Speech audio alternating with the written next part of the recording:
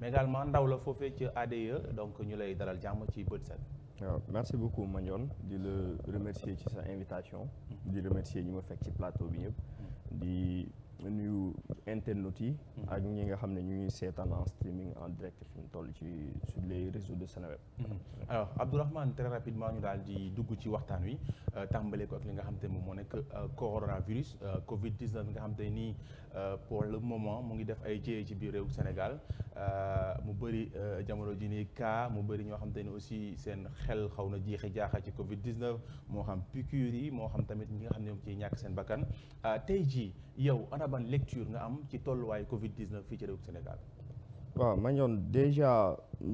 tiis la Covid 19 tiis la loo xam ne comme li ñuy wax crise du tàggu. adduna bi ba mu sosoo ba tey crise day bett nit ñi. mu nekk guerre mondiale mu nekk grippe espagnole mu nekk peste. mu nekk crise des années 30. mu nekk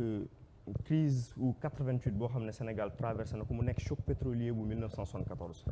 donc chaque fois le propre de crise mooy les gens ne se sont pas préparés à vivre cela. donc chaque fois day am benn temps d'adaptation bu mu laaj. adaptation changement des modes de vie aussi surtout lié cela au facteur de la peur maanaam tiit. li ñu dal nan lañ koy gérer. comment on va s'en sortir. mbaa du ñu jàkk Covid 19 bu mu fi ñëwee mars 2020. teg na réew mi ci situation boobu noonu. nan la ñu war a organiser waatoo pour nga xam ne ñun tàmmuñ woon feebar boo xam ne dañ ko doon séen ci internet bi rek nan la ñuy def ba mucc ci muccal ci ñu bëri. moo taxoon état bi jëloon na batterie de mesures. batterie de mesures yu ci gënoon métti sax dañoo newoon yëpp a contraignant parce que contraignant mooy maanaam dafa tënkoon nit ñi. nit ñi tàmmuñu woon doo nga doon gis nit bu tàmmatul woon 20 heures rek ñu ne la dugal sa kër. takkal masque foo toll. foo leen toog laal leen gel ba bâtiment bi tey soo ci dugg tey dañ lay exiger masque port de masque ak nga laal sa gel. Effectivement. donc c'est une lecture quand même assez sinistre parce que depuis diggante bi on a perdu des vies et des éminents Sénégalais qui sont partis mais aussi des Sénégalais de tous bords et de toutes les couches. donc musiba la boo xam ne dal na ci àdduna bi ni mu dalee ci Sénégal noonu la dalee France noonu la dalee Grande-Bretagne noonu la dalee États-Unis personne n'a été à l'abri. président de la République bi ba ci agriculteur bi ba ci baykat bi donc bàyyiwul kenn lecture bu lucide la. dañuy naan gouverner c'est prévoir mais crise la boo xam ne mën na ko woon natt fenn moo tax chaque fois état wu Sénégal adapté wu na à travers le président de la République à travers le comité national de la gestion des épidémies qui se sont vraiment adaptés xool nan la ñuy tegee ay jumtukaay yoo xam ne vraiment dana jàppale sénégalais bi feebar bi tiis bi bañ ko sonal bañ a wàññi espoir am. góorgóorlu bi mën a xëy di góorgóorlu. ñi nekk ci secteur informel bi tamit continuer di vivre comme leur vie administration bi continuer di fonctionner parce qu'on a l'habitude de le dire l'État ne s'arrête jamais. donc l'État c'est des composantes le secteur informel vraiment tout le monde depuis lors commencé nañ ñu ngi ci vaccination nga xam ne mooy lueur d'espoir bi adduna bi fi mu nekk ni même les puissances jàpp nañ ne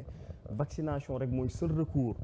pas pour faj jàngoro bi mais pour atténuer un peu la souffrance des gens à travers le monde donc jàpp nañ ne tey c'est un appel fort qu'il faut vraiment aller se faire vacciner si possible parce que c'est moom mooy seul recours instant bi viable pour vraiment se parer à cette pandémie. alors Abdourahmane tey li ñu nemmeeku mooy li nga wax léegi mooy yéen ñëpp ñi nga xam te ni kam yéen nga bokk tey jii ci pouvoir bi ci li ngeen langaamu moom moo nekk dem leen vacciner wu ji mais nga foog ni est-ce que tey jii fi ñu toll ci vacciner rek la ñu war a mën a yem est-ce que kilifa yi ñoom ci seen bopp ñi nga xam te ne ñoom ñoo yor réew mi bokk na ci ñi nga xam te ne ñoom ñoo dénk wàllum santé est-ce que tey jii toog naan vacciner wu ji leen rek lañu war a yem ci jamono ji nga xam te ne dee gi gën naa bëri mbas mi mu ngi gën a yokk. du rek langaamu c'est-à-dire comme li ma la ko waxoon sànq c'est surtout une situation où l'on s'adapte parce que à l'heure actuelle le monde a réglé la montre à l'heure de la vaccination c'est-à-dire que ça soit partout dans le monde on te parle de vaccination en France tey ci suba rek moo ci mujj on te parle de 3e dose c'est-à-dire yegg na ci sëy boo xam ne tous les moyens sont bons pour nit ñi tey retrouver seen liberté donc tey dans le cadre soo ko jëlee cas au Sénégal tey mais c'est une adaptation cohérente parce que tey ñun nous ne sommes pas en retard dans ce qui se fait dans le monde, dans l'acquisition peut-être des vaccins où nous n'avons pas les mêmes moyens que les autres, amuñu même koom-koom yi que ñeneen ñi, mais ñu ngi tant bien que mal ñu ngi góorgóorlu pour continuer sensibilisation bi population bi comme ni nga ko xamee muy man muy yow am nañ un parent qui a été réticent koo xam ne ba ñu ko waxee vaccination daf ci am lu mu ci teg, mais dañuy expliquer de bouche à oreille que ne loolu moo fi sës tey. Donc ça a été une adaptation lucide de la part du président de la République qui est dès les premières heures moo dem wuti ji ay vaccins indi ko à travers le ministère de la Santé qui se réunit hebdomadairement avec le CNGE, Comité national de la gestion des épidémies. ñooñu tamit c'est des experts, foog ñu wóolu seen fiabilité parce que ay nit la yoo xam ne ñoo jàngoon compétences yi ñëw, c'est des docteurs en beaucoup de choses, des spécialistes yoo xam ne qui ont été formés à affronter ces genres de situations-là. Nous les avions fait confiance en 2020. Il ne faut pas que cette tendance-là change. Il faut continuer wóolu leen jox leen suñuy lépp suñuy bët. mais constat bi ñu def Abdourahmane mooy yow def nga constat bi xanaa man ak sénégalais yëpp que ne le président de la République Macky Sall actuellement kenn déggatu ko kenn gisatu ko ci lenn lu nga xam te ne jëm na ci wàllum gestion Covid-19 lan moo ko war a mën a expliquer selon yow. Bon moi je me dis que le président de la République ñu ngi koy dégg peut-être que c'est un silence assourdissant. waaw kon bu ne ma ñu ngi koy dégg. Effectivement non le président de la République nekkul ci posture de parlementer comme on a l'habitude de le dire. Le président de la République il est dans l'action. Comme par exemple l'action. L'action weesuwul sa visite récente d'aller sur le terrain spontanément sans avertir, même la presse a été prise au dépourvu, dem xool CTE yi xool les installations, mettre vraiment à l'épreuve que ça soit le ministère de la Santé. dem mbas am sa réew nga dem dugg ci biir CTE yi. mais bul ko négliger. Il y a moins de chefs d'État qui l'ont fait. Au moins c'est te yeggul sax ci biir dégg naa. Non yegg na ci biir ba ñu solo ko combinaison de protection. Il a été vraiment dans l'action parce que le président il est dans le renseignement, il n'est pas dans l'information. Chaque jour il a les recoupements, am na recoupement yi ni cas yi disséminé à travers le pays. Donc moom il a une lecture fiable de la situation de l'épidémie à travers le pays. Donc kooku dañ ko mën a rek tey wóolu peut-être tey li ngeen gëj a gis mooy 20 heures jot na mu toog télé ne nous sommes en guerre. Le temps n'est plus à cette communication-là. Nous avions fait beaucoup de sensibilisation en ce sens. Moom moo njëkk a jël saabu raxasu loolu gis ngeen ko. Donc de ce fait kooku tey amul il est vraiment il est vraiment sous la pression de vouloir maintenir en vie ses compatriotes en tant que premier des Sénégalais tey il est dans ça, il est dans l'action. te bon je suis pas dans la confidence mais leer na ma ne du xëy te il n'est pas les données wala entretenirul ak ministre de la santé. Par rapport ak kuje politique yi nga xam te nii ñu ngi koy ŋaññ nee nañu situation bi réew mi toll lu jël njàkk moom mooy njàkk ci wàll wi notamment Ousmane Sonko bi nga xam te ni génne na temps yële ban réponse ngay andi par rapport ak ça. Bon réponse bu terre à terre. Je pense que critiquer président de la République ne moom mooy vecteur de transmission virus bi c'est de l'irresponsabilité d'abord. Ensuite muy Ousmane Sonko que ça soit un autre opposant ñoom ñoo yor tâche bi gën a yomb ci histoire bi. Ils ont le ministère de la parole. Le ministère de la parole mooy ça comme le propre de tout opposant et ce qui est légitime. Il est opposant, il a le droit de s'opposer le gouvernement pour gouverner. Mais en temps de guerre, en temps de crise, il faut garder la raison d'État, ce qu'on appelle la raison d'État. La raison d'État est aujourd'hui Ousmane Sonko nga xam ne dafa bëgg a nekk un président de la République nee nañ loolu la njort. Il faut que mu commencer tàggat ci boppam am posture président de la République. Posture président de la République tey donc c'est dans les habitudes, c'est dans les gestes, c'est dans la communication. Les gens ne peuvent pas se décarcasser di xaru guddeeg bëccëg depuis 1 an et quelques mois léegi. Di protéger la population sénégalaise d'un potentiel virus. Moom muy permettre avoir le luxe de def conférence de presse am critiquer juste le président de la République. Le président de la République on peut pas l'enfermer au palais de la République. Il y a une dualité ci crise bi, c'est-à-dire mënoo gérer crise ne damay tëju palais dëkk bi soox. Le président de la République il a l'impératif de maintenir l'économie à flot. Tournée économique yi mais yooyu la mais le Sénégal ne se limite pas à Dakar. ba faat nit ñi tournée économique bëgg a maintenir mais économie c'est ñan ñooy lekk ko ñuy consommer économique wala ñan ñoo koy dund après bu fekkee faat nga Sénégalais mais c'est trop dire Magnon faat nit ñi c'est trop dire parce que tey man je pense pas que le président de la République yor posture ne on va se relâcher. Il n'a pas fait une conférence de presse avant tournée ne nit ñi gën leen teeruma. Il a été toujours dans les précautions gis nga ne il ne serre même pas la main à ses ministres depuis bientôt 1 an musul génn ci port systématique de masque musu ci génn ba pare dans son discours ci région yu mu dem yëpp il a rappelé que le plus dur est à venir parce que il va falloir relever l'économie il va falloir relancer la machine économique donc chaque fois kooku mu ngi en ligne de mire mu ngi xam ne am na lu ko war ba pare ñu ngi ci contexte boo xam ne c'est pas du tout évident donc kooku faatul kenn donc il a été toujours dans sa posture de responsable de vouloir protéger les uns et les autres maintenant li dal Sénégal ci tournée économique yi moo dal fépp quand on note une tendance baissière que ça soit en France que ça soit en Grande-Bretagne mais les gens se relâchent en France on a vu les gens aller sur les terrasses dugg ci terrasses yi continuer naan café parce qu'ils se sont dit que c'était fini mais ba beneen vague dorée c'est-à-dire feebar la boo xam ne kenn mënu ko natt amul ku relâché wu Sénégal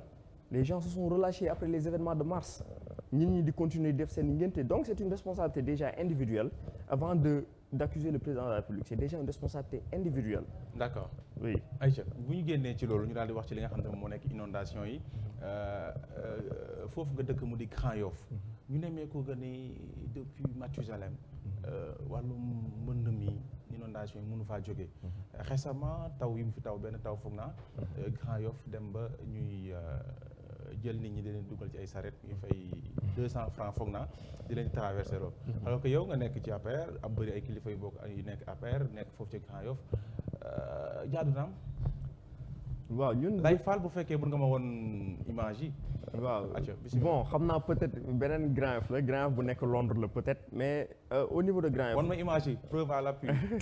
Abdoulaye envoyé naa la ko nga ne ma Londres daan Sénégal gii la nga am Grand Yoff mu ngi nii fii Londres moo xam naa parce que tey les responsabilités sont partagées je pense que Grand Yoff dafa nekk dëkkuwaay boo xam ne man j'habite Grand Yoff la commune de Grand Yoff depuis 1994 donc on a eu la chance que le gouvernement de Macky Sall a investi a consenti à d'énormes investissements pour changer parade bi maintenant c'est une volonté exemple plan décennal bi ñu jëloon 1000 milliards def ko ci plan décennal bi impacté na Grand Yoff bu baax avec des chiffres à la clé. bu impacté woon Grand Yoff dina mel ni.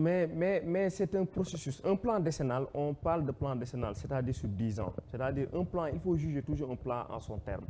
plan bi jeexagul ñun ñu dëkk Grand Yoff tey les responsabilités sont partagées quand on prend l'acte 3 de la décentralisation pour vraiment renforcer le pouvoir des mairies tey c'est pour ñu am ay mairies yu dynamiques des mairies qui sont dans la réaction pas dans la contestation des mairies yoo xam ne waratuñ nekk de grenier politique parce que teguñ leen pour loolu les populations souffrent une mairie ne doit pas se dire que l'assainissement compétence transférée la ou ce n'est pas compétence transférée dafa war a nekk dans l'improvisation surtout quand tu as à Grand Yoff une démographie tellement importante boo xam ne nit ñi lu ndaw lu leen dal rek les gens en souffrent ba la preuve les images mais tey c'est une réaction par exemple improvisée nous avec le directeur général de l'ADIE chez Bakhoum on avait eu la chance de vraiment l'année passée d'avoir été sur le terrain dès les premières pluies samedi boobu où il y a eu des millimètres de pluie importante où il a plu toute une journée du samedi mais le dimanche dañoo dem ci terrain bi on s'est enquéri de la situation des habitants de Grand Yoff mettre à disposition des motopompes donc ça a été vrai c'est une réaction spontanée qui s'organise donc ñun tooguñu rek di xaar maintenant bon ñu ngi jëm ci ay échéances locales mairie bi peut-être wàllu inondation fii la ci limitam yam fii la ci xam-xamam yam ñun gis nañ ne ils peuvent mieux faire malheureusement bon c'est une responsabilité partagée parce que l'État est père de toute organisation sociétale la mairie dépend de l'État donc on ne peut pas se dire qu'on va dégager la responsabilité de l'État mais l'État a eu la volonté de faire quelque chose à travers un plan décennal qui n'est pas encore à son terme ci ndawi COJER nga bokk n'est-ce pas oui alors ndaw yu bëri ñi nga xam te ñu ngi nekk ci COJER jamono jii nii lu ñu bëgg mooy seen njiit li Moussa Sow tekki ndombal tànkam ndax na muy doxalee dëppoowul ak yoon exemple kookee nga xam te nii moo nga nekk ca Podor def na fan yee passé ab conférence de presse ngir mu teggi tànkam yow ci ñooñu nga bokk wala. Bon man maa ngi je suis d'abord jeune du président de la République. Avant de c'est normal il faut se légitimer bokk ci benn entité loolu mooy lu normal soo nekkee ci parti nekk ndaw parti da ngay bokk ci organe parti yi instance jeunes yi je n'ai pas de problème personnel avec Moussa Sow je ne vais pas bokkuma tamit ci ñi ko nar a attaquer mais peut-être ñi koy critiquer nous sommes dans une démocratie dans une démocratie politique c'est dans un parti qui est ouvert Moussa Sow il a choisi la politique donc dafa war a nangu les critiques. yow ni muy doxalee neex na la wala neexul. Bon je vais pas faire de jugement de valeur. parce non, que non si attends yow ndaw nga ci bokk da nga ma wax ne moom li muy def baax na. non mënoon je peux j'ai amul layam mais non amul layam mais j'ai des griefs personnels c'est quelqu'un que je respecte que je ne connais pas personnellement mais je vois que il essaie. Mais aujourd'hui tey il essaie aujourd'hui tey le président de la République a beaucoup besoin pas de sbires de terrain ce qu'on peut appeler sbires wala mercenaires de terrain mais il a besoin des gens qui vraiment vont porter au corps sa vision loolu moo xaw a manqué ci ñun ci suñu instance jeunes yi il faut que ñu xam ne dañu war nekk ci transition politique bu extraordinaire te Macky Sall est devenu une école politique Macky Sall déjà école politique la parce que de par son parcours de par vécu am de par ce qu'il a eu à faire dans ce pays-là donc l'histoire ne l'enlèvera pas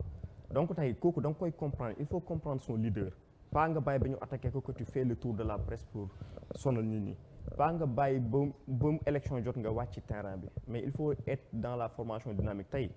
c'est un peu de notre faute si la tendance change si un peu les jeunes choisissent d'autres leaders politiques mais parce que nous n'avons pas été là nous n'avons pas su vendre la vision du président de la République donc c'est un peu la responsabilité du parti. Reconnaître que il y a quelque part oui il y a toujours dissonance il y a pas de perfection dissonance day am toujours perfection mooy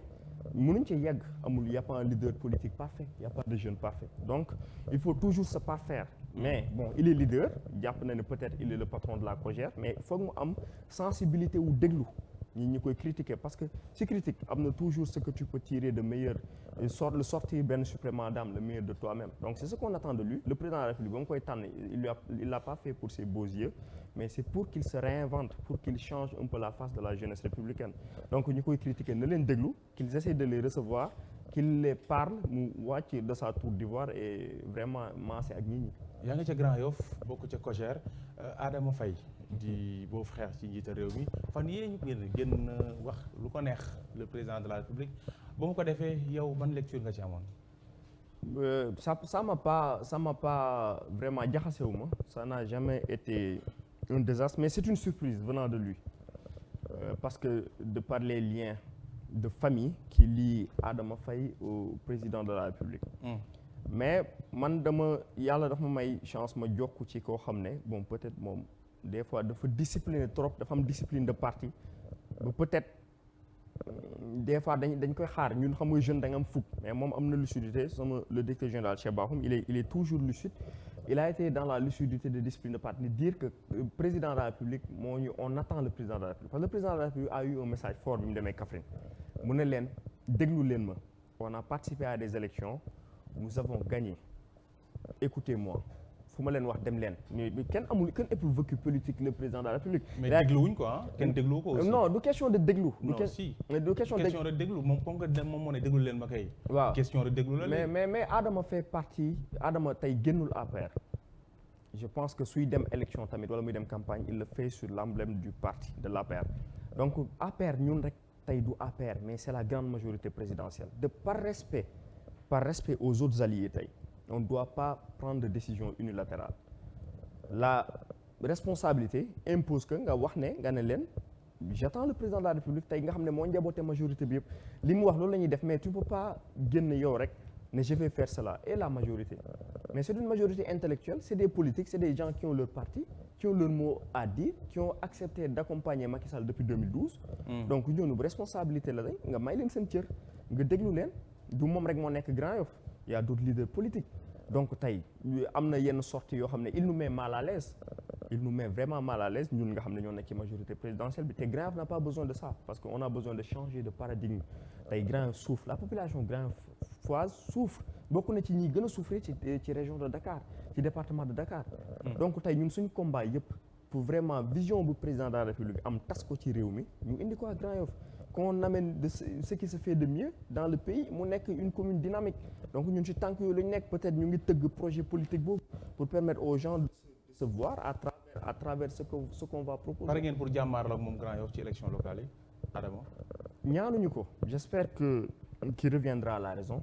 parce que c'est un frère de parti Adama ce n'est pas un pestiféré si on peut le raisonner qu'il change de fusil d'épaule ñëwaat à de meilleurs sentiments tant mieux. s'il peut pas d'accord kon moom le fait que moom ay ambition nekk kii du ay meilleurs sentiments quoi. pas. il a le droit de se dire que candidat là. Ce n'est pas une question de droit. Nous sommes dans un parti c'est une organisation sociétale qui a ses règlements donc du nekkul jeune rek savane da ngay yëkkati sa fusil rek tirer tey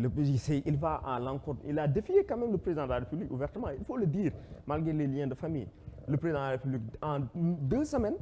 wax Kaffrine 2 semaines il fait une sortie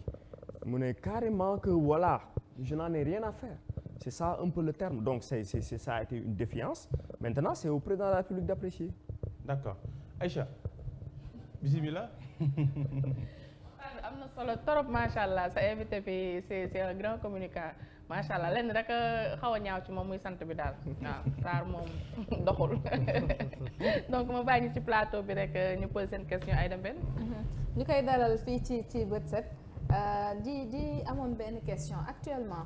tey nga nekk bokk ci responsable yi nga xamante ni Grand Yoff ku la gis xam ne jeune nga est-ce que tey jii APR am na taxawaay boo xamante ni taxaw na ko féeteek ci booru ñi nga xamante ni ñoom ñoo di ndaw ñi ngir mën leen jàppale quand même parce que gis nañ fi la majeure des partis des jeunes foofu liggéeyuñu Grand Yoff taux de chômage bi tamit élevé na fa ñu ngi doon wax ci cadre employabilité des jeunes est-ce que tey jii yéen a ngi teg ay stratégie wala bokk yéen a ngi jege seen askan ngir mën leen jàppale jëmmal loolu nga xamante ni dooroon ngeen ko. waaw bien sûr parce que tey soo xoolee maa ngi leen nuyu d'abord la question elle est pertinente parce que soo xoolee dañoo am ci lu ñu jógee ci crise bu majeure bu ñu jógee defe naa ne bokk na ci crise yu gën a majeure politiquement parlant au Sénégal crise sociale les événements de mars ba ay sénégalais yoo xam ne yeneen sénégalais yi gënuñu leen ñàkk ci seen bakkan ça a été majoritairement des jeunes ñoo wàcc dans les rues ci mars bi am na leneen lu ñu doon laaj je pense que réponse bi tey quand le président de la République dégage plus de 450 milliards dédiés à l'emploi des jeunes donc c'est un message fort boo xam ne rek du benn parti ñoo koy léegi mais c'est dédié à toute la jeunesse sénégalaise ñun de notre côté tey il y a des organismes yoo xam ne c'est dédié aux jeunes par exemple tey on parle de guichet unique à travers par exemple agence de l'informatique de l'État bi may liggéeyee nous avions mis en place un espace Sénégal Service dans les 45 départements du Sénégal yoo xam ne c'est un guichet unique qui va regrouper tout ce qui est structure de financement ou d'accompagnement de jeunes dañ ciy gis FONGIP dañ ciy gis ANEJ dañ ciy gis DER yoo xam ne c'est des gens qui travaillent du lundi au samedi avec am cartographie bu fiable c'est-à-dire xam nga ay nit suñu xasee ba nekk sur les 45 départements du Sénégal donc nous sommes dans tout le pays donc c'est l'objectif c'est vraiment jegeel ces mécanismes là fexe jeunes yi moom ko approprier wu ci donc tey dans le cadre de Grand Yoff c'est la même chose tey on a des am nañ chance am leader politique yoo xam ne suñu gisee ay financement DER amul benn jeune bu leen di jox financement am te duñ ko jàppale de tout bord politique boo mën a nekk donc c'est devenu une affaire vraiment républicaine amul partisanerie donc c'est un peu le cas de ce qui se passe à Grand Yoff on a eu à tenir un forum sur l'emploi sur l'entrepreneuriat où a été convié des agences des structures de jeunesse yoo xam ne dañuy ñëw pour jeunes yi imprégné wu de qu'est-ce qui a été décidé pour mën ci vraiment gis seen bopp maintenant nag newuñ ne léegi dinañ jox ñëpp liggéey ne léegi dinañ jox ñëpp financement parce que processus la ba tey processus bi mës a yegg maturation processus d'emploi des jeunes wala processus d'entrepreneuriat Macky Sall sax mën na ko bañ a fekkee mais moom au moins qu'on lui reconnaisse qu'il a posé les jalons qu'il a vraiment posé les jalons li mu ci créé ci agence de jeunes wala agence de participation responsable kenn xamul nu mu toll. Après avoir posé ces jalons là est-ce que jotul tamit quand même ñu matérialiser kon ci nu mu gën a gaawee parce qu'on voit que bokk na ci jeunes yoo xamante ni actuellement meurtre yi ci weer yi ñu weesu fa la jógee ak agression yi foofu noonu la ëppee te chômage bi la plupart boo demee tendre leen seen micro moom moo ko waral est-ce que jalon yooyu buñ ko posé tamit gaaw matérialiser ko case jeunes yooyu tamit balaa muy yàgg aussi. oui xam nga même bi ngay nekk CM2 dañ lay jàngal ne la l'insécurité dafay lié ak chômage chaque fois yaa ngi koy dégg quand on parle d'insécurité c'est un peu une situation déplorable mais Grand Yoff je pense que dafa nekk mégapole dafa am mixité bu extraordinaire bu fa nekk c'est-à-dire on a la chance d'avoir différentes cultures qui se sont retrouvées là-bas que ce soit les Sérères les Joola les Haalpulaar les Wolof donc dox daje la donc chaque fois nag malheureusement commune bi dafa nekk di màgg et comme li ma ko doon waxee mañoon sànq on n'a pas encore pris la mesure que ne on grandit il faut changer carrément de système donc ay jalons yoo xam ne ñu ngi ko nekk di ko poser la bon nous n'avons pas encore eu la chance de prendre la mairie mais peut-être ñun gis nañ ne yenn problèmes yi ça peut se régler au niveau local c'est-à-dire c'est une question d'ambition de volonté et de vision tey ce n'est pas newuñ ne dañuy jox ñëpp liggéey léegi mais c'est un processus qu'il faut vraiment conduire comme li ma la wax rek maturation bi peut-être ñun sax mën nañ ko bañ a fekkee. te d'accord nga ni mën na xeex insécurité bi foofu ci bien sûr parce que koo jox occupation tey muy liggéey de 8h à 17h su wàccee dana tal leneen lu dul xëy di xeex wala di xëy di agresser donc ça c'est une réponse pertinente et adéquate à la situation de l'insécurité mais teewul ne commissariat de police bi fa nekk mu ngi def liggéey bi ci war peut-être bon dans un cadre beaucoup plus sécuritaire ministère de l'intérieur waroon na mën a gëstu xool na mu densifier les moyens au niveau des commissariats et au niveau des brigades qui sont attenantes à la commune. Merci beaucoup Abdourahmane Sarr laaj bi j'espère que tontu bi amoon na solo te tontu bi leer na donc ñu bàyyi madame Beuz Astou Diagne mu joxe laajam. Merci Aïcha maa ngi lay nuyuwaat encore une fois je pense que Aïda daal dina poser sama question ci wàllum insécurité bi laa bëggoon wax mais plus précisément ban acte ngeen jël lan ngeen mës a jël ci wàllum insécurité bi ñu xam ne lii yéen a ko fi parce que dañuy gis ñoo xamante ne bëri nañ ñu féete ci côté pouvoir bi ak ci côté ku jege surtout ñu côté féete ci côté pouvoir bi te gisuma ba léegi lan lu concret loo xamante ne jël nañ ko Grand Yoff muy avancement ci ñoom parce que dafa nekkoon démb ba léegi moo fa nekk benn changement. Si am na ay mesures yu ñu ci jël parce que quand tu prends l'exemple on n'avait pas de commissariat on avait un poste de police qui a été changé en commissariat donc tey c'est sur décision aussi du ministre de l'Intérieur que brigade gendarmerie Foire boo xam ne ils sont connus de par le dynamisme gendarmerie nationale dañuy maye sur le terrain Grand Yoff aujourd'hui mais au-delà de ça au-delà de la sécurité parfaite n'existe pas da ngay jël exemple ville yu gën a mag en Europe ils sont vraiment dañoo am maillage boo xam ne sécuritaire de caméras de surveillance qui fonctionnent à temps réel des drones commencé nañ ci dugg mais teewul ne insécurité dafa am teewul ne terrorisme tey ñoom la gën a sonal donc ñooñu comme que suñu demee ba système yu extraordinaire yooyu ñoo faillible waxuma laaj nañ ñun Sénégal nga xam ne dañuy doog a commencer par exemple au niveau de l'agence d'informatique de l'État am na benn projet bu ñuy développé projet de Safe City qu'on appelle Ville Sûre.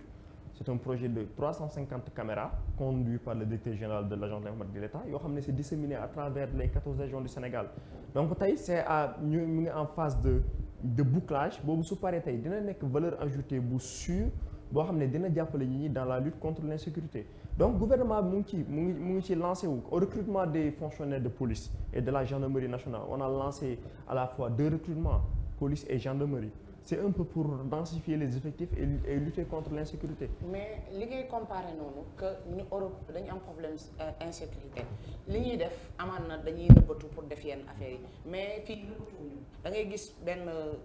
endroit boo xam ne dañ naan agressé fi lañ nekk pourquoi pas police wala gendarmerie du fa pénétrer dugg foofu noonu génnee leen wala nga gis koo xamante ne dañ koy agressé si kanamu nit yi te kenn du am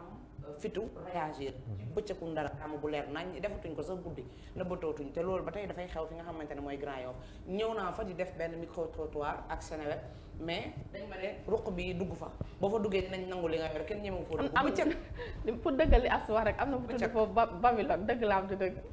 non bëri na tour parce que c'est regroupement de jeunes la mais pour répondre à Astou rek li mu wax dafa am solo mais directeur général de la police nationale Omar Mal mës na ko wax mu ne gis nga la sécurité c'est d'abord une responsabilité individuelle nee na nit ñi avant que la police ne vienne avant que gendarmerie de réagir les gens doivent s'organiser sécuritairement parce que cette notion de citoyenneté là dafa commencer à disparaître par exemple tey nous l'avions fait aux HLM Grand Yoff pour les événements de mars gars yi bu ñuy dajji Auchan yi et cetera mais ñun suñu Auchan dañ ko dajji mais dañ koy yéex a yëg mais le lendemain jeunes ñu bokk ci mouvance politique bu mu mën a nekk ils se sont regroupés ñu ne à partir de 20h nous allons faire la ronde ba minuit nous nous sommes divisés en 3 groupes on a cerné le quartier donc ça a été benn sursaut citoyen d'abord avant d'attendre la police parce que nous savions que la police était débordée à ce moment-là donc tey yow miy def sa micro trottoir ñu ñëw exemple la benn xale ñëw këf sa micro mais tu as 15 personnes devant toi yoo xam ne tey par sursaut de citoyenneté mën nañ jéem a neutraliser un agresseur wala 2 agresseurs donc quand il avait dit Omar Mal le commissaire Mal quand il l'avait dit les gens avaient mal réagi naan non c'est le travail de la police mais am na ci yoo xam ne c'est déjà citoyen la salubrité la sécurité c'est d'abord des trucs de citoyens yoo xam ne nit ku nekk war nga ci déjà bay sa waar balaa état parce que l'état ne peut pas tout faire il y a pas au monde état bi dajal lépp on peut bien recruter des gendarmes on peut bien recruter des policiers mais il y aura toujours limite à quelque chose on peut pas toujours mailler 14 régions 45 départements on peut pas aussi garantir un policier aux 16 millions de Sénégalais autant que moi. mais émeute bu amee dañuy gis Macky Sall day génne armée bi dafay génne autant de policiers et de gendarmes mu doy ba bëgg a dee léegi yow ñuy génne ñu tëdd ci camp yi nañ leen génnee tamit wàcce leen ci yeneen zones yi nga xamante ne dafa am insécurité. oui comme ni nga nekkee par exemple yow en tant que journaliste di préparer sa émission di préparer di dem di def ay saytu police tamit noonu lay parfairoo dañuy am ay colloques. Les commissaires, c'est des gens qui ont été formés. En général, c'est des gens, c'est des intellectuels de haut niveau. yoo xam ne dañuy jàngiwaat su ko jaree. défense lu perpétuel la ñoom ñu ngi ci di xool ban mécanisme la ñuy mën a teg mënul jeex Sénégal banditisme criminalité mën na wàññeeku mais mënul jeex Sénégal donc qu'est-ce qu'il faut faire peut-être c'est vraiment impliquer la population sénégalaise dans la lutte contre la criminalité et le petit banditisme mais aussi di ñaan yàlla parce que c'est un budget. C'est un budget colossal de recruter parce que les fonctionnaires de police et les fonctionnaires de la gendarmerie c'est des fonctionnaires de l'État il va falloir que chaque fois nga leen di jël en charge donc c'est un budget leurs moyens leurs équipements les moyens généraux c'est un budget seen oto yi ñuy yéeg di ko ramasser loolu yëpp budget la donc c'est un couteau à double tranchant mais c'est quand même loo xam ne yitteel na président de la République parce que nekkoon na moom ministre de l'Intérieur il a connu vraiment daan nañ ko turu Macky ñàngal fa la jógee parce que daan na gën a di def rafle ak les policiers donc il sait un peu par quel code s'en tenir mais avec les technologies de l'information et de la communication peut-être avec les caméras de surveillance avec l'acquisition des drones etc et une responsabilité collective ñun ñëpp dinañ ci parvenir on va parvenir à maintenir le flot de la sécurité. merci beaucoup monsieur Sarr ni ma bàyyi la ak Babacar Kébé mu wax la laajam. de contribution laataa ma yegg ci sama question j'ai été un peu déçu par monsieur Sarr par rapport ak l'exemple qu'il a donné parce qu'il a dit que durant émeute bi mu amee ak Auchan ak yooyu ils se sont réunis en groupe de 3 pour défendre des Auchan xaw ma Auchan xaw ma je sais pas au moment où Grand Yoff est devenu presque plus de 20 ans ou je sais pas 30 ans maanaam gëb la agression et vous n'avez posé aucun acte pour essayer un peu d'assister la population et quand on vous parle aussi des questions que vous devez poser ci questions sécuritaires vous vous êtes permis aussi de défendre l'État du Sénégal essayant de prouver que il y a des actes qui ont été posés pour un peu limiter ce que l'on appelle l'insécurité au niveau de Grand Yoff ce qui est un peu à mon avis un peu archi faux parce que tamit quoi que l'on puisse dire li fa amoon chaque jour que jëfee dafa am ci beneen ponk bu muy gën di yokk mais toujours aussi sur les mêmes secteurs et dans les mêmes milieux parce que bu ñu jëlee axe Hyacinthe Thiandoum bu Jëmba Pont en 2000 lañ koy wax suma juumul jusqu'à présent ba léegi chaque jour que jëfee mbir mi day gën di jéggi dayo di gën di grave l'autre question qui m'a un peu aussi voilà pont 92 l'autre chose aussi qui m'a un peu surprise mooy l'explication et la réponse que vous donnez par rapport à ce que l'on appelle les inondations la question ce n'est pas mairie wala keneen ak keneen il y a des responsabilités qui ont été distribuées au niveau de l'État et au niveau des ministères avec aussi des budgets qui ont été dégagés yoonu même bu fekkente ne am na acte yoo xam ne mairie wala ñi muy àndal mën nañ ko poser question de citoyenneté bi dafa am loo xam ne moo koy jiitu mooy acte yi nga xam ne ministère war na ko taxaw wala ay acte yoo xamante nii li ñuy dégager ci budget aussi mën na nekk benn taxal kon tey yéen en tant que jeune génération parce que da ngeen di nekk ñoo xam ne nit ñi dañuy am ci yéen yaakaar pourquoi parce que am na ñoo xam ne ñoo fi nekk tey ay politiciens am na ñuy doxalee ci acte am loo xam ne dañ koy poser yéen vous êtes le futur bu ngeen duggee ci politique li ñuy yaakaar mooy est-ce qu'ils vont venir pour changer mais pour donner d'autres images am aussi des questions de répercussion mais aussi des explications bu leen jaar ci yoonu di abbu tànk ñi nga xam ne ay mag la ñu tey lu ñu wax ñu ne waxu politicien la amul benn avantage bu mu mën a jur mais toujours da leen xool ce qui est l'avantage de la population li war a mën a susciter loo xamante ni ça va donner des conséquences positives pour une population ngeen war ko mën a joxe de sorte que ñi nekk ndaw tey bu ñu leen gisee ñoom tam mën a am maanaam benn yaakaar ne c'est bien que n'importe qui mën a lancer wu ci politique pour joxe ce que l'on appelle un bon exemple mais tey ni ngeen di taxawee ak ni ngeen di waxee mën na nekk sax li gën a décevoir non seulement ceux qui sont dans l'arène politique mais plutôt aussi jeunesse bi nga xam ne tey boo ne politicien réunion la 6 ak 9 la amul benn njëriñ bu muy am alors tey sama question bi fu muy taxawee mooy lan moo nekk tey yéen seen taxawaay par rapport ak gouvernement bu Sénégal ak li nga xamante ni Grand Yoff mel na ko et puis aussi lan moo nekk seen ambition au niveau de Grand Yoff par rapport ak système politique bu Macky Sall bi mu posé. waaw merci d'abord je vais commencer par damay continuer rek ci sama lancée de courtoisie et d'élégance. Bon, dire que c'est archi faux, quand même, je dirais que c'est un mot de trop, mais je ne vais pas en porter greffe, je ne vais pas m'attarder sur ça. Man, je n'ai pas la volonté manifeste de faire de la politique politicienne. Je vais exister, je vais continuer à exister après les politiciens. C'est un sentiment d'abord républicain qui a fondé mon engagement à mes 26 ans aujourd'hui. C'est un choix que j'ai fait et que j'assume. D'accompagner le président de la République et sa vision donc loolu awma ci xaar ma yàlla beneen bi mooy au-delà de la posture politique au-delà de défendre son bilan ses actions c'est surtout la posture citoyenne j'ai parlé de citoyenneté j'ai parlé de responsabilité collective chaque fois dans mon argumentaire j'ai essayé d'interpeller la population pour ne pas jeter l'opprobre sur certains et accuser les autres. Donc tey foofu la Sénégal war a toll j'ai parlé de transition de mutation dans les mentalités dans les psychologies c'est un autre Sénégal que nous verrons sur l'axe 2024-2030 avec une autre jeunesse beaucoup plus imprégnée à travers la magie des réseaux sociaux et la magie de vos plateformes médiatiques donc tey kenn mënul nax kenn les yeux dans les yeux man Grand Yoff je suis du ma fa gan li nga may expliquer di nekkul lu bees ci man ce n'est pas un fait nouveau j'habite Grand Yoff depuis 1994 amul fu ma xamul Grand Yoff amul fu ma demul Grand Yoff si des efforts ont été consentis j'ai été très honnête avec vous dire que ne criminalité mënul jeex dans aucun pays au monde amul un dirigeant froid qui va vous regarder dire que ne il va mettre terme au banditisme ou la criminalité. Mais amélioration quand même. même. J'ai parlé d'amélioration. J'ai dit que on peut bien réduire l'indice de criminalité ou l'indice de banditisme par des moyens. Mais quand je dis que Grand Yoff poste de police la amoon dem ba dekk ci commissariat bu mag mais on est passé de quelque chose à quelque chose. Il faut l'accepter. Dire que ne densifié on a augmenté le personnel. Il faut l'accepter. Mais aujourd'hui, on ne peut pas mettre un policier à chaque centimètre carré de Grand Yoff. C'est impossible. Et c'est intenable. D'abord, Grand Yoff n'a pas les effectifs pour. Et les moyens, peut-être, war nañ ko mën a yokk c'est ce que j'ai dit à travers le ministre de l'Intérieur. Suñu demee ba mettre à contribution gendarmerie nationale bu nekk brigade foire bi nekk pour gendarmerie nationale. Mais c'est parce que pour régler le problème là, buntu Yacine Thiam bi nga doon wax, vers 2017 ba 2018 amul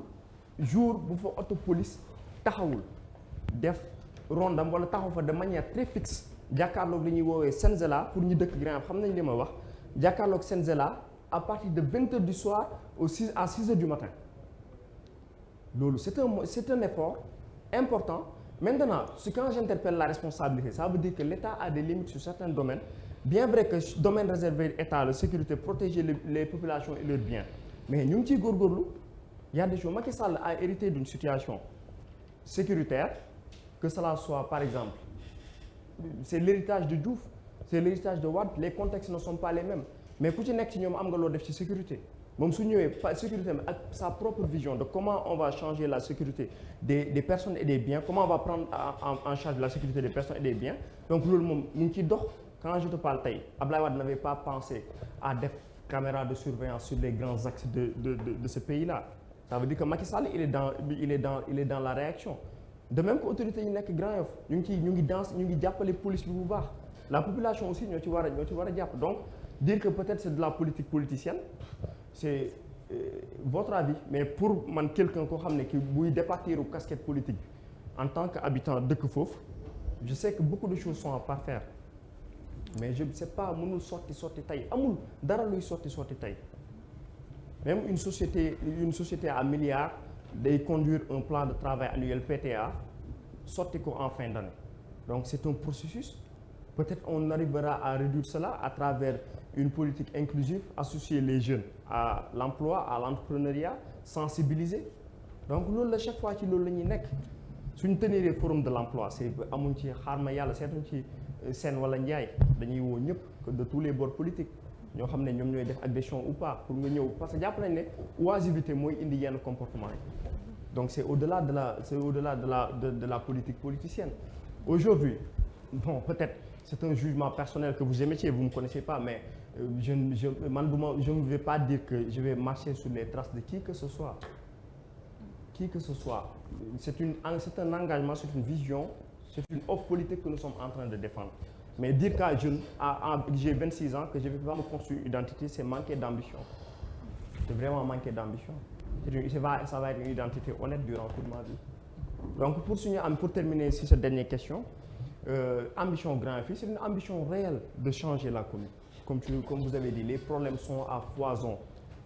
su ma jàppee ne su ma ànd ak tey le directeur général de l'ADIE parce que jàpp naa ne moom il a le meilleur profil pour changer le visage de la commune. C'est un ingénieur d'abord. Ensuite il a pratiqué l'État. Je le pratique depuis 2017 à l'agence de l'informatique de l'État. Depuis 2014 il est en train de moderniser l'administration sénégalaise. Donc jàpp naa ne tey c'est le meilleur profil. Donc on a besoin de profil. Soo gisee ba ñu changer mode d'élection, mode de scrutin bi que les têtes de liste sont automatiquement léegi maires, c'est parce que ñu dugal données boobu même si ça n'a pas porté l'accord de plusieurs personnes, mais c'est parce que on a un problème de profil. Déjà da ngay gis mairie koo xam ne il ne passe son temps qu'à dormir pendant plus de 5 ans. C'est intenable. Léegi mais c'est l'État qui va porter ces responsabilités-là. Alors que l'acte 3 c'est vraiment quelque chose d'intelligent, de dynamique qui vraiment pour libéraliser nit ñi la que les gens s'occupent de leur ci seen dëkkuwaay ak ci seen environnement. Donc c'est un peu ça. Ñun suñu ambition c'est de changer vraiment le visage réellement et voilà radicalement aussi. Def ci luñ ci mën jàpp nañ ne on peut mieux faire. Ñi fi nekk ils peuvent mieux faire. C'est une volonté. C'est aussi une intelligence et un tact. Donc on peut se permettre de dire que c'est une équipe jeune, travailleuse, une jeunesse travailleuse qui aura la chance d'être choisie par le président de la République pour briguer la mairie de Grand Yoff. Merci monsieur Sarr waxtaan bi neexoon na trop ma ñoon nag temps bi xoj nañu rek ñu bàyyi la nga daanal ak sa invité. waaw bon en fait comme ni nga ko waxee léegi ñaan tànk ndaw le président de la République moom bu doon woon a briguer 3e mandat da nga ko jàppale wala. Je pense que 3e mandat tey du débat. Non attends yow bu doon ko bëggoon a briguer parce que waxtu yu xëj nañu. Non ba xam di nga ko jàppale ou pas. Non il y a plus urgent que 3e mandat. Nous sortons du. léegi ñu wax ñun léegi li gën a urgence ñun 3e mandat la mooy sama question bi la laaj nii yow lan nga ciy tontu. C'est une décision qui appartient au président de la République de briguer un 3e mandat. Maintenant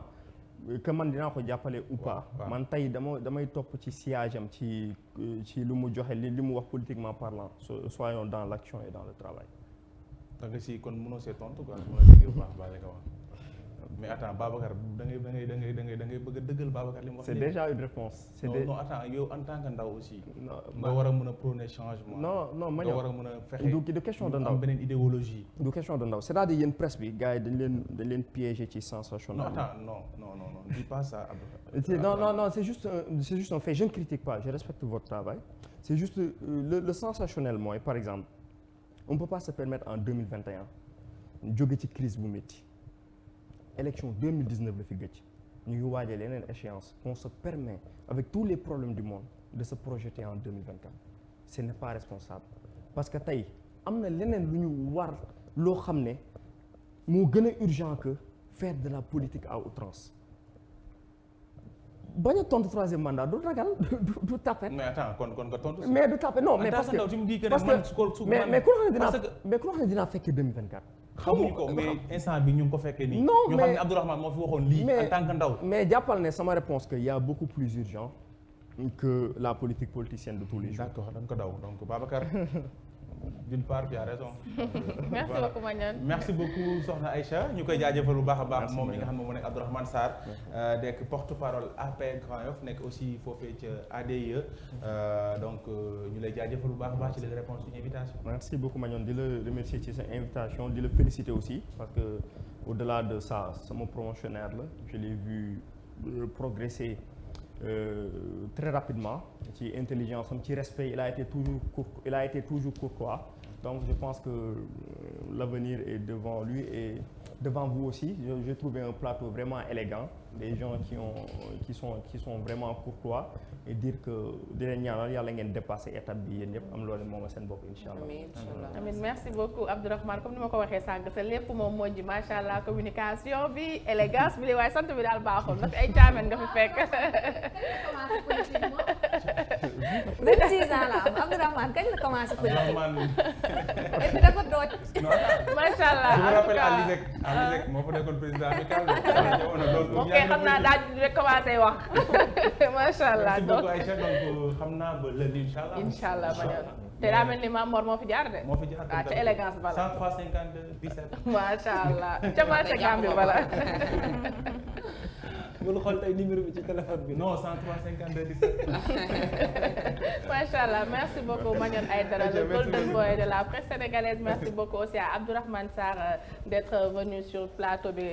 fajaroon na métti woon na seddoon na wala tàngoon na il a répondu à l'invitation amoon na contentement bu baax a baax a baax a baax macha allah c'est un jeune très pertinent donc man li ma jaaxal nag tey mooy Al Moustapha Mbacké si yow la nekkoon jékki saay ñëw ci man Al Moustapha koo nopp di tudd sama grand boubou di tudd sama beauté di tudd sama élégance. ah bon daa apprécier nag. ah waaw baax na moom sotti Al Moustapha Mbacké léegi xool lii dama koy défier en direct léegi waxal bindal Aïcha Thiam wala wala wala ay def leen donc ñu nuyu rek suñu internet yi nga xamante ne tey moom saaree di dañ maa dal mais grave comme vendredi la waaw mën na ne de gis nga tey moom macha allah moom dama ñii rek jubal la seen journée xasida xanaa si journée ba laa jël journée xasida ba kenn ma fi bàyyi donc may nuyu waale Oumar Wade Limamoulaye Samb Limamoulaye namm nañ la torop na gën naa la gis ci commentaire yi sama doom Nancy Fresh al Moustapha Mbacké bi nuyu naa la bu baax a baax suñu chéri xam nga def ko suñu ba keroog ngay décidé wu donc bu ko defee rek ñu dem xooli buzz du jour. Aïcha noonu lay demee Aïcha dañuy daal di des ak coowal kilifa bu kër gi wala kilifa bu Y'en a marre bi nga xamante ne nag depuis boobu ba léegi ñu ngi di lam-lamee ndax loolu ñuy gis ci vidéo yi ci réseaux sociaux dëgg lam du dee waaye bi nga xamante ne ni waa Y'en a marre